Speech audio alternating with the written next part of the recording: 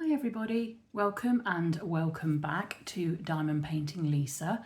I hope you are all doing okay.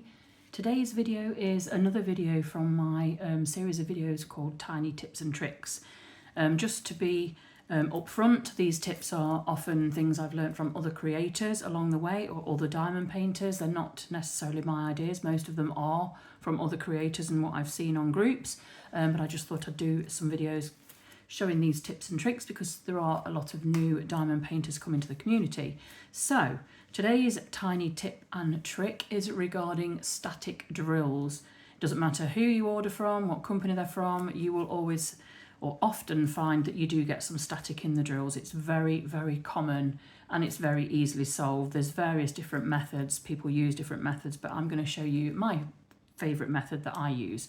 So as I say, I'm not saying this is what you need to do, I'm just saying that this is how I like to deal with static in drills, because it drives me crazy when you're going to tip them back in the tray and they just start bouncing out everywhere. It just drives me insane. So I've got some drills to hand that are a little bit staticky. It's just something that happens in the manufacturing process. It's, you know, it's not a problem, it's easily solved, but I'm just going to show you how I like to solve the problem. So as you can see with this bag here, the drills are kind of sticking around in the top of the bag because there's a little bit of static inside that bag. So it's absolutely hammering it down with rain here now as well. So yeah, we're having a bit of a funny weather in the UK at the minute. One minute it's baking hot, the next minute it's absolutely pouring it down. So yeah, not great for getting the washing dry, but never mind. So what I like to do to get static out of my drills, I mean, you've all seen these sort of things, tumble dryer sheets. You can get some really cheap ones from places like in the UK we use Home Bargains, B&M. They do them quite cheaply. I've got Lenore ones at the moment which probably were a bit more expensive, but that's what hubby picked up for me, so I'm not going to complain. And what I do is I get a tumble dryer sheet like this, and then I cut a little piece off the dryer sheet. It only has to be a very small piece, it doesn't have to be anything, you know, huge. Get a little square like that of tumble dry sheet, open the bag of drills, pop it inside with the drills, close it, give it a little rub, give them a little shake with the tumble dryer sheet. I actually often leave it in there if they're really badly static, but just give them a little rub around. And now the drills have settled inside the bag, as you can see. Let's do another bag just to show you again. I'll take this one out and use this same one, but if they're really badly staticky, I just leave the little bit of dry sheet in there.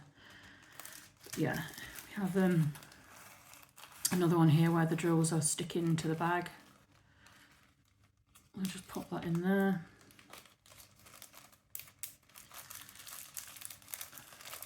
Also makes the drill smell quite nice. Rub that around on the drills. And then they all start to settle down in the bag, as you can see. Sometimes the static is literally crazy and the bags are the drills are just sticking to the bag like mad. And then, you know, as I say, when you try and tip them back into pots and things like that, they just bounce about everywhere and it's so annoying. Let's find one that's... See, these are trying to stick all over the bag. In this one, they're not kind of settling to the bottom. So again, just open up your bag, pop in your square of tumble dry sheet. I've seen people say that you can put a coin, I think, you know, in the pot and shake them and it stops it, but I'm not sure, I've never tried that. I'm sure it's a penny or something like that if you're in the UK, but I've never actually tried that. Maybe I will, just to see if that does work for me as well. But as I say, I've always found the tumble dry bit works absolutely fine for me. As you can see now, the drills are just literally, even when you've tipped the bag, they just all go back to the bottom again, as you can see. So they've stopped sticking. Look at this one. I've got another one where as I say, the drills are trying to stick around the bag.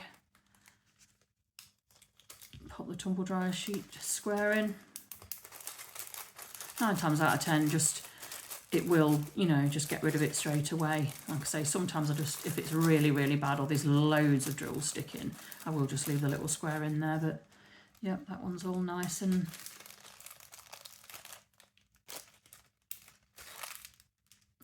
press the air out of that one. So yeah, again, they are all now lying nicely in the bag. There's another one. I did just fish a few out of these drills. A lot of these drills in this kit aren't doing it at all, but it's just odd ones that are sticking. But as I say, it's just part of the manufacturing process. It's unavoidable, basically, and is very easily solved.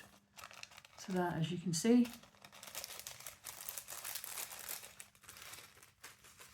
they are all nice and at the bottom of the pack. So when I go to tip these in the tray, they'll be absolutely fine, no bouncing around everywhere. Again, these ones are trying to, as you can see, stick around the bag. Yeah, oh no, they've actually fallen on their own actually. Sometimes that happens as well. Sometimes when you're kitting up, you'll see a bit of static in the drills and I think, right, I'll sort them out later. And then when I come back to that kit or back to that bag, they've actually settled on their own anyway.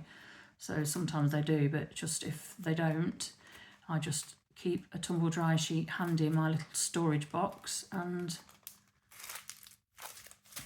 keep it for the drills. This was another one that's, as you can see, like even when I've shook it down, they're still staying on the upper part of the bag. So let's tumble dry them down.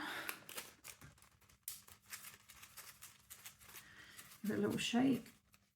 Now, as you can see, they're all to the bottom of the bag where they should be. And that is basically it. That's how I deal with static drills. If you've got any other methods that you like to use, you know, if you want to pop them down in the comments, or if there's anything you want to ask or any suggestions you've got for any tips videos you'd like to see me do. I have actually got a list of about 15, I think, videos that I want to do in the tiny tips section. So yeah, if there's anything you want to see or you want to ask me, or problems that you've come across in diamond painting that drive you crazy, you know, if it's something I can try and get solved for you, or it might be something I've come across, or if not, I can, you know, check on some of the creators that I follow, see if they've come across it. So yeah, give me a comment below, and thank you for watching the video today. I know it's a super short one, but hopefully these tips ones will be just short, quick tips to help you out with your diamond painting, just to make it more fun. If that's possible, to make this hobby more fun, because it's just fantastic. We all love it. But yeah, if it makes life a little bit easier, I'm all for it. So thank you for watching today. Take care of yourselves. And please subscribe to my channel if you don't mind. That would really be appreciated. Take care of yourselves, and I'll see you in the next video. Goodbye now.